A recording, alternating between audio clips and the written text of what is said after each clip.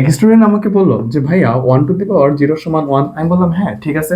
ও আমাকে বললো ভাইয়া 1 টু দি পাওয়ার 1 সমানও তো 1। আমি বললাম হ্যাঁ ঠিক আছে। ও বললো তাহলে কি আমরা বলতে পারি না 1 টু দি পাওয়ার 0 সমান 1 টু দি পাওয়ার 1? আমি বললাম হ্যাঁ আসলে তো যদি এটা সমান 1 হয় এটা সমান 1 হয় তাহলে তো আমরা বলতে পারি এই দুইটার সমান। তখন সে আমাকে বললো তাহলে ভাই আমরা কি এটা থেকে দেখতে পারি না যে এই দুইটার ভিত্তি সমান, তাহলে পাওয়ার দুইটাও সমান হয়ে যাবে।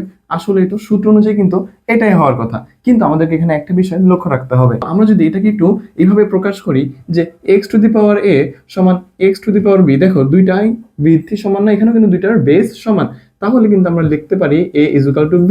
এই রুল অ্যাপ্লাই করে এখানে কিন্তু 0 ইজ ইকুয়াল টু 1 লেখা যায়, কিন্তু আসলে কি 0 ইজ ইকুয়াল টু 1 না।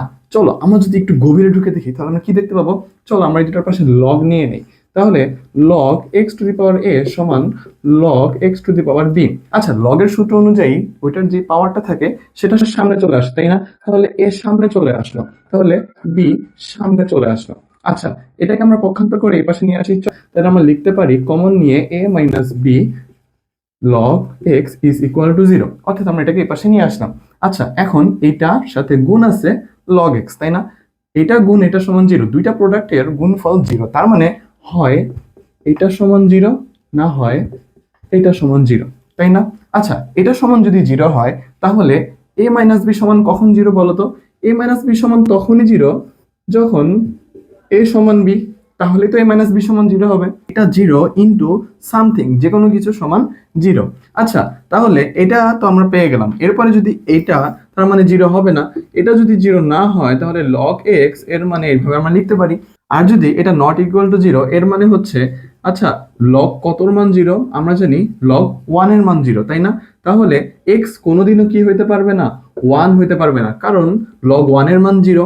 আর কোনোদিন লগ x এর মান 0 হইতে পারবে না, কারণ এটা যদি 0 হয় এটা 0 হবে না। তার মানে এইটা কোনোদিনই এখানে x এর মান কি হবে না, 1 হবে না। আচ্ছা তোমরা তো বলতে পারো যে ভাইয়া কেন যে কোনো একটা কেন 0 হইতে হবে, দুইটা কি 0 হইতে পারে না?